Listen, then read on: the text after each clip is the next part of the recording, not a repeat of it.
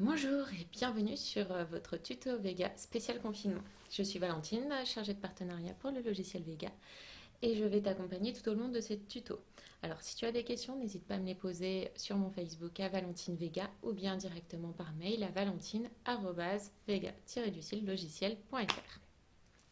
L'ensemble de ces tutos que nous vous proposons avec mon équipe a pour objectif de te familiariser avec les logiciels de gestion et de télétransmission et bien sûr de te présenter le logiciel Vega. Dans ce premier tuto, nous allons aborder ton installation en libéral sur fond de télétransmission. C'est parti? Allez, c'est parti. Ça y est, le confinement est terminé, ouf, enfin. Et tu as même brillamment soutenu ton mémoire, que tu as eu le temps de préparer, et obtenu évidemment ton diplôme. Un autre marathon s'annonce, celui de ton installation en libéral. La première étape va être d'abord de contracter une RCP auprès de ton assureur. Une RCP, c'est une responsabilité civile professionnelle qui est obligatoire pour tous les professionnels de santé. En fait, elle va permettre d'assurer d'éventuels dommages que tu pourrais causer à tes patients. C'est avec cette RCP et ton diplôme que tu vas passer à l'étape numéro 2, c'est-à-dire l'inscription auprès de l'ordre des masseurs kinésithérapeutes. Alors, à quoi va servir ton inscription à l'ordre? L'ordre va te fournir un numéro RPPS, répertoire partagé des professionnels de santé, qui est un numéro unique d'identification en tant que professionnel de santé. Donc, les autres professionnels de santé pourront te reconnaître via ce numéro de professionnel, ainsi que tous les organismes médicaux, entre autres. Ce numéro, tu vas le garder tout au long de ta carrière. L'ordre va aussi envoyer ta commande de CPS, qui est la carte professionnelle de santé. Cette carte professionnelle de santé va te permettre de facturer car ça va être ta signature électronique. Elle va remplacer une signature papier, tout simplement. Donc tu pourras demander en fonction de tes projets, soit une carte CPS remplaçant, soit une carte CPS titulaire. Si par exemple tu as le projet à la fois de travailler à ton compte et à la fois de faire des remplacements, tu auras une carte CPS titulaire directement. Alors à savoir, et j'insiste dessus, une carte CPS est strictement personnelle, c'est-à-dire que si tu te fais remplacer, tu n'as pas le droit de laisser ta carte CPS au remplaçant. Le remplaçant devra facturer via des feuilles de soins papier s'il n'a pas de carte CPS remplaçant. Et pareil, toi, en tant que remplaçant, tu n'utilises pas la carte CPS de ton titulaire. C'est usage de faux. Ensuite, nous allons passer à l'étape numéro 3, qui est l'enregistrement auprès de la CPRM. Alors, ta caisse va déjà t'enregistrer, elle, au registre national des professionnels de santé. Elle va valider ta commande de ta CPS, te fournir des feuilles de soins papier en attendant ta carte CPS, comme ça tu pourras commencer à facturer, et te proposer une assurance volontaire AT-MP, accident du travail, maladie professionnelle. Alors c'est une assurance qui n'est pas obligatoire mais qui est fortement recommandée, c'est-à-dire qu'elle va te couvrir en cas d'accident du travail ou de maladie professionnelle comme son nom l'indique. L'objectif est vraiment de te protéger dans le cadre d'une activité libérale, contrairement à la RCP qui est d'assurer tes patients. C'est aussi auprès de la CPM que d'un point de vue personnel, en fait, tu vas passer de ton régime de sécurité sociale actuel au régime de sécurité sociale des PAMC, professionnels et auxiliaires médicaux conventionnés. Est-ce que ça va pour le moment? Donc après la CPM, on a l'URSSAF, l'Union de recouvrement de la sécurité sociale et des allocations familiales. Donc c'est l'organisme en fait qui va calculer et récupérer toutes les cotisations sociales, la sécurité sociale, des affaires familiales, des allocations familiales, l'aide sociale, qu'est-ce qu'il y a d'autre, la cotisation sociale généralisée, etc. etc. Donc tu vas lui donner des sous, beaucoup. Et l'URSSAF va te donner un numéro SIRET qui va te permettre de t'identifier auprès de différents organismes plutôt administratifs, cela. L'immatriculation à l'URSSAF se fait dans les 8 jours après le début de ton activité.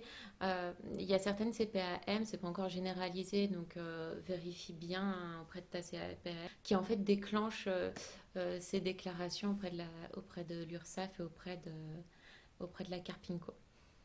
Et oui, évidemment, l'étape numéro 6, non, numéro 5, je me trompe, c'est l'enregistrement auprès de ta caisse de gestion des retraites et des indemnités d'invalidité et de décès, qui est la CARPINCO. C'est obligatoire et tu dois cotiser pour obtenir une base de retraite, en tout cas. Peut-être pas ta retraite entière, mais une base de retraite. Donc tu as un mois pour t'inscrire, pour t'enregistrer après le début de ton activité. Alors un petit conseil, les premiers salaires, c'est génial, mais tu es en libéral, donc n'oublie pas de garder 50% de tes revenus pour après payer à la fois tes frais fixes et aussi tous ces organismes. Nous arrivons à l'étape numéro 6, qui est l'adhésion à une AGA, Association de gestion agréée. Ce n'est pas obligatoire, mais c'est fortement recommandé. Pourquoi? Parce que si tu ne fais pas partie d'une AGA, tu n'as pas l'exonération de la majoration des impôts. C'est-à-dire, je vais y arriver, sans association de gestion agréée, tes impôts ne seront pas, si tu gagnes 20 000, ne seront pas calculés sur ces 20 000 euros, mais sur ces 20 000 euros plus 25% de ces 20 000 euros, c'est-à-dire sur 25 000. Ce qui est injuste, on est d'accord. L'AGA a aussi un rôle de conseil et de t'aider dans ta comptabilité, donc c'est une bonne chose. Et nous arrivons du coup à l'étape numéro 7, qui n'est pas la moins importante, qui est le choix d'un logiciel de gestion et télétransmission. Je ne vais pas plus loin pour l'instant, à savoir qu'il doit être agréé par le CNDA, qui est le Centre national des dépôts et d'agréments. Les logiciels sont des entreprises privées, mais elles répondent à un cahier des charges Sésame Vital, ce qui fait qu'ils ne peuvent pas faire n'importe quoi et qu'ils sont très encadrés. Et ce qui nous arrive à l'étape numéro 8, attention, c'est la dernière mais pas la moindre, qui est, comme tu vas en fait manipuler des données informatiques, des données sensibles, les données de tes patients, donc via par exemple ton logiciel de gestion et de télétransmission, tu vas devoir te mettre en conformité avec le RGPD, qui est le Règlement général de protection des données. Alors pour cela, tu dois dans un premier temps t'enregistrer à la CNIL, Commission nationale informatique et liberté. Ça se fait sur Internet, c'est assez facile. Et ensuite, tu dois respecter 3 principaux axes. Le premier qui va être l'information à tes patients. Alors par exemple, ça peut être une affiche dans ta salle d'attente. Tu dois les informer sur 2 points, c'est-à-dire que tu as des données informatiques sur eux, qu'ils ont le droit de regard sur ces données informatiques. Et que si ils estiment que ces données ne sont pas correctes, sont erronées, il a le droit de te demander de les modifier. Tu dois aussi les informer que ces données sont conservées 20 ans après la dernière séance, donc 15 ans d'archivage. Ça, c'est la partie information. L'étape 2, ça va paraître peut-être assez logique, mais il faut mettre en place ces mesures. Ça va être la protection, donc c'est-à-dire un mot de passe par exemple sur ton ordinateur professionnel, ça va être des mots de passe sur tes applicatifs si tu utilises une application de bilan par exemple, un mot de passe sur ton application de bilan, un mot de passe évidemment sur ton logiciel de gestion et de télétransmission. C'est peut-être judicieux du coup d'avoir aussi un ordinateur professionnel et un ordinateur personnel. Alors cela pour 2 raisons.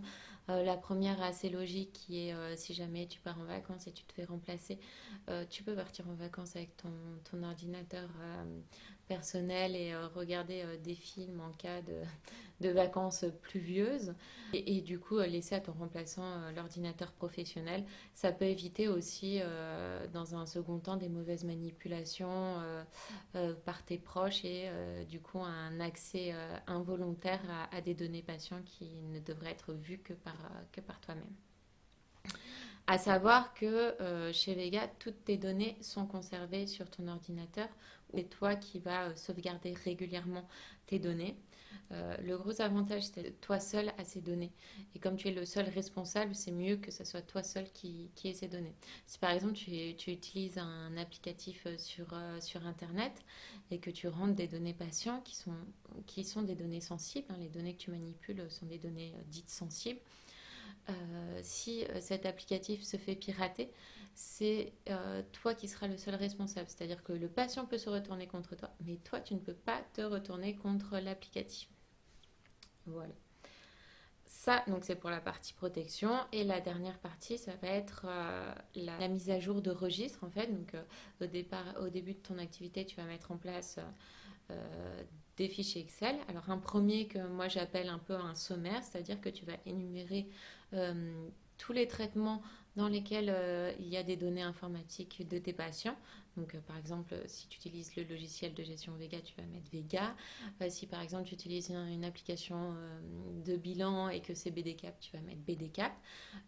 Il faut décrire qui est responsable de ce traitement, donc qui est responsable de ce logiciel de gestion, c'est toi, si toi tu es titulaire. Et depuis quand il a été créé, à quoi sert-il, etc., etc.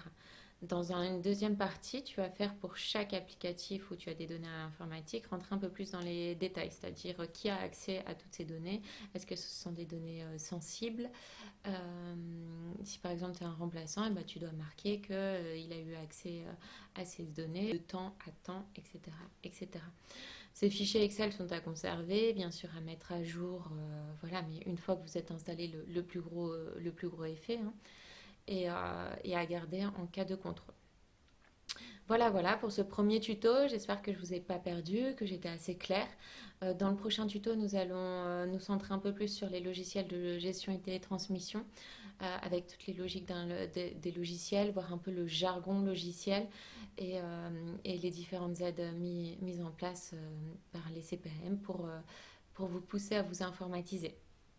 Si tu as des questions, n'oublie pas Valentine Vega ou valentine-vega-du6logiciel.fr et à bientôt!